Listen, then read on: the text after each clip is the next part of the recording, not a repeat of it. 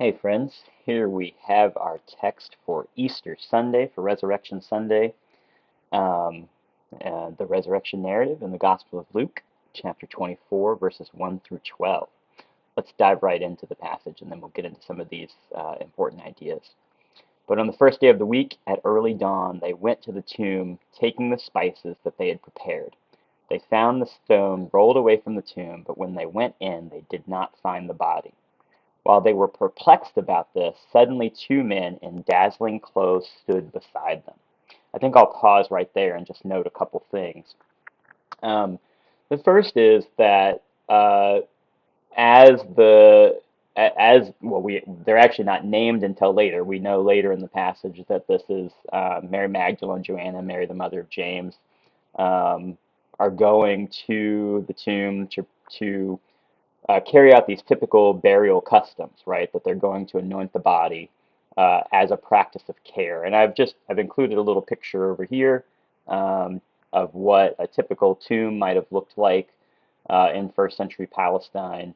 That often you would have a sort of family tomb where a number of people would be buried, and so each of these slots is where someone could be buried, and eventually they would remove the bones from those slots and sort of place them in a box and put them off to a side and reuse the slots for someone else. So we might imagine that the tomb they're going to visit is something like this one, and that they're going to take care of the body in a typical burial custom as an act of care. But I will note here that as much as this is, an act of care for Jesus's body, it does point to, it's one of the elements that points to this idea that the disciples did not anticipate Jesus's resurrection, right? And of course, it's worth noting that we don't actually see the resurrected Jesus in this part of the story. We don't encounter the resurrected Jesus until the next story that comes after this in the Gospel of Luke, as the two disciples are journeying toward Emmaus, and they encounter the risen Jesus and don't recognize him at first. I'll say more about that in just a minute. But um, so just want to note that the the disciples' attitude here is that Jesus is dead, right? There's no anticipation of the resurrection. That when they come to the tomb, they find it empty. They're perplexed about this. I mean, they were going to the tomb in the first place because they expect Jesus' body to be there, obviously. And again, in that story that follows this one of the two disciples who meet Jesus on the journey to Emmaus, another telling fact there is when Jesus asks them what they're talking about, and ironically, they tell Jesus, they say to Jesus, "Are you the only one who doesn't know what's happening in Jerusalem in these days about Jesus, who is the prophet, mighty in word and deed?" And they say, "We had hoped that he was the one to redeem Israel." We had hoped. In other words, they don't hope it anymore. Their hope has become past tense, right? So I just want to drive that point home that, I mean, these disciples are living with great sadness and disappointment at the death of Jesus. They're not just sort of waiting around for Jesus to be resurrected, right? Even though we're going to see here in just a second that the angels remind them that Jesus had already told them this was going to happen, they couldn't, they didn't understand, or they couldn't grasp that, or they didn't have the imagination for that, however you want to put it, which is completely understandable, right? I mean, typically we're not accustomed to people rising from the dead. And so it's not surprising that when Jesus dies, they're like, well, that's it. The movement's over, right? That everything we had hoped for, everything that we hoped that Jesus was going to accomplish for Israel and for the world is done. It died along with him, and there's no. I mean, again, I just want to emphasize that the crucifixion is a sign of failure. At least it's a sign of failure without the resurrection, right? That Jesus being crucified is, in the first century historical context, like the surest sign that Rome has won and Jesus has lost, right? And there's no sort of expectation that something else is going to happen. So I just want to highlight sort of the depth of their disparity here, and their complete lack of anticipation that God has done something remarkably new by raising Jesus from the dead. So they come to the tomb, they find it empty, they're perplexed about this, but then these two men in dazzling clothes stood beside them, picking up in verse 5. The women were terrified and bowed their faces to the ground, but the men said to them, "Why do you look for the living among the dead? He is not here, but has risen. Remember how he told you while he was still in Galilee that the Son of Man must be handed over to the hands of sinners and be crucified, and on the third day rise again." And I've just included down here a couple of the verses where Jesus said the very things that these two men in dazzling clothes are reminding the disciples of that Jesus said. The Son of Man must undergo great suffering and be rejected by the elders, chief priests, and scribes, and be killed, and on the third day be raised. That's 9:22, and then also in 9:44, while everyone was amazed at all that he was doing, he said to his disciples, "Let these words sink into your ears. The Son of Man is going to be betrayed into human hands." I think the placement of these verses in the Gospel of Luke is actually really significant. If you watched the video on Luke chapter 9, you may remember that I talked about how sort of central that moment is in each of the synoptic gospels, Matthew, Mark, and Luke, right? And that in Luke in particular, this is the time when Jesus is sets his face towards Jerusalem, right? And he's journeying to Jerusalem from that point on in the Gospel of Luke. But you may also remember that that chapter is this moment where Peter confesses Jesus as the Christ, and then Jesus immediately starts talking about his suffering, right? And so I think it's actually really significant that Jesus' prediction of his death comes at that moment when Peter confesses him as the Christ, but there's some sense in which Peter doesn't fully understand yet what that means. And now, at the resurrection, these angelic messengers remind these women of precisely that moment, right? I don't think that's an accident. That it's like, hey, remember when you confessed Jesus as the Christ, but you didn't quite understand what that meant? Now you get the full picture, right? Like he suffered and died, but also God raised him on the third day, or at least begin to get the full picture. I don't know if the disciples ever quite completely get it at all in ever in the Gospel of Luke. Certainly they're beginning to get it post resurrection, right?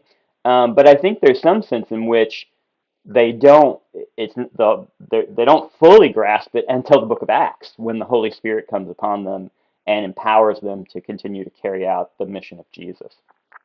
Um, so I think that's a really significant link there between chapter 9 and the resurrection narrative here in chapter 4, that it's sort of one of many reminders in the gospel that Jesus' suffering and resurrection kind of always have to be held together.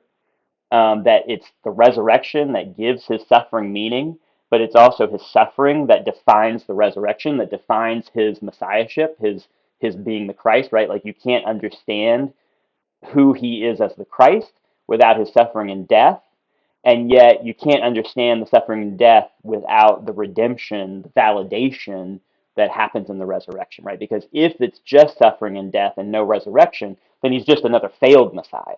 He's just, joins the long list of people who tried to stand up to Rome and failed, right?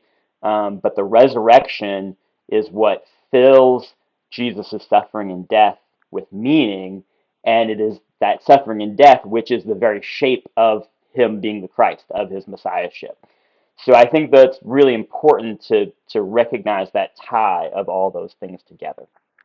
Okay, so then it says they remembered his words, and returning from the tomb, they told all this to the 11 and to all the rest.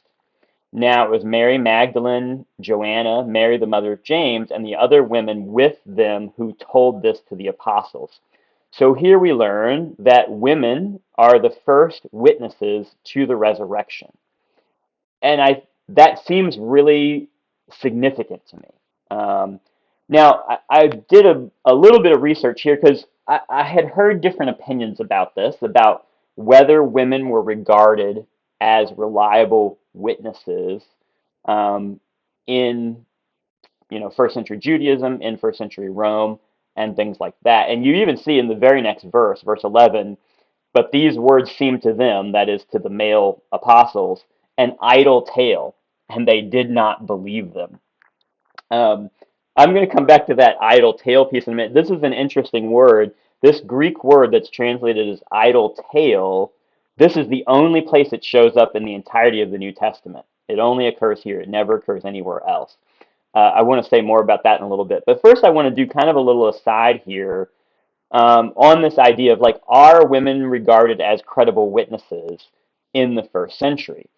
And what I found with just a little bit of research, I didn't go in too much depth, but what I found generally looking at some ancient sources is that it's not a simple yes or no, which shouldn't be surprising, right? Things are rarely that simple. That there were some senses in which women were considered reliable witnesses, and other instances in which they weren't, or they may be and I think this is a lot of the answer. They may be considered somewhat reliable witnesses in some instances, but it's sort of better if you can have a man as a witness, right? So it's a side of kind of sliding scale of who's the most reliable witness. It's not just an all or nothing sort of thing. So a lot of the information I'm getting on this comes from an article written by a scholar named Tommy Wasserman, who was actually on my dissertation defense committee, and I didn't even know that he had written this article. So I've uploaded that article on this same page where this video is in the Canvas course if you want to really dig into it. I just wanted to include one example here, just as one quick historical example, and obviously you can go into a lot more depth if this is something that interests you. What's pictured here is, sorry, get back to that. What's pictured here is an ancient papyrus manuscript known as P. Oxy 137. Uh, the P just stands for papyrus because that's what it's made of. It's a sort of paper-like material made from the papyrus reed that's found uh, around the Nile in Egypt, and it was a common writing material in the ancient world. So the P just stands for papyrus. The Oxy stands for Oxyrhynchus, which is the small town in Egypt where it was found. And so Oxyrhynchus is where a lot of our ancient papyri come from because archaeologists discovered a trash heap there that had all kinds of papyrus in it. Now, I just want to make clear, there's no indication here that this papyrus was written by, Christians or Jesus followers or anything like that. I'm just including it as a historical example. What's on this papyrus is the recordings of a court transcript, which you can see translated into English for you right over here uh, in in this box here. So it's the recordings of a court transcript of a Roman court, and it's a dispute over a child, a foundling, a small boy who was found in the gutter, and this family decided to take him in and raise him, and they gave him to their nurse, whose name is right here, Saraeus, I think is how you pronounce it. And so then the child dies in the nurse's care, and then the couple who gave it to this nurse to raise, they're now saying that her child, Soraeus's child, is the foundling and wanting to take custody of her child, or at least that's what she's saying. She's saying, no, this child that is in question is actually my child. It's not the foundling. So all the details of that don't matter. What I want to point out is this part that I've highlighted right down here in yellow. So in the midst of these court proceedings, it talks about all these different documents that are available, and that Saraeus, the nurse, has made her testimony that this child belongs to her. And so the I guess the judge says, since from its features the child appears to be that of Saraeus, in other words, he's making a judgment that the child looks like Saraeus, that there's a facial similarity. He goes and say, if she and her husband will make a written declaration that the foundling entrusted to her by Pistorius died, I give judgment in accordance with the decision of our Lord, the prefect, blah, blah, blah, blah, blah. Basically, that the child will be hers. I just include this here as one example of, her husband's not mentioned anywhere in the court transcript up until this point, and uh, the judge seems to be taking her testimony somewhat seriously, right? Like he doesn't just dismiss it out of hand. He doesn't say, well, she's a woman, she just can't be trusted. But at the same time, he does ask for a written declaration from her and her husband, right? So there seems to be this idea that, like, well, her testimony is worth something, but if her husband would sign off on it too, then that would give it even more weight, right? So I just include this, this is just one example. It by no means captures, all the legal proceedings of the ancient world or everything that we could say about whether women were regarded as reliable witnesses. But I just include it here as one example that I think is as representative as one example can be of whether women were regarded as trustworthy in the ancient world, as reliable sort of legal witnesses. It's like, and the answer, or at least one answer, seems to be that, like, well, it seems like they were regarded as somewhat reliable in some cases, but that, if you could add the testimony of a man, that would make their testimony even more weighty, right? Okay, so what's the point of all that aside? Well, it's really significant then, I think, that when Luke tells the story of Jesus and tells the story of the resurrection, which is the pivotal moment of the gospel, right? Like everything in Christian faith really hangs on this moment.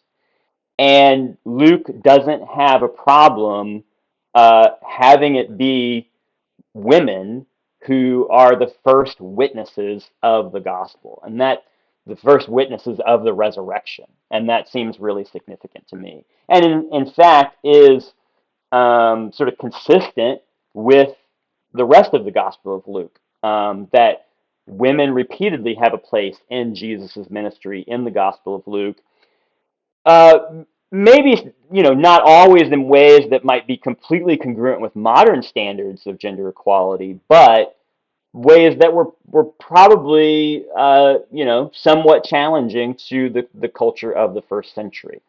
I've also linked on this page in Canvas to a little video where Jenny Knust, who was actually my doctoral advisor, talks about the role of women in the ancient world and Jesus' relation with women. So if you want to dive into that more, you can watch that short video and get a little bit more detail there. I think, though, it's really interesting that the male disciples regard this as an idle tale, right? And that like I said, this is the only place in the entirety of the New Testament where that Greek word that's translated as idle tale is used. And it's sort of fascinating to me that it's used in the very place. It's like I already said, it's used in the moment that is the most pivotal moment of the gospel, right? That all of the Christian faith hangs on this.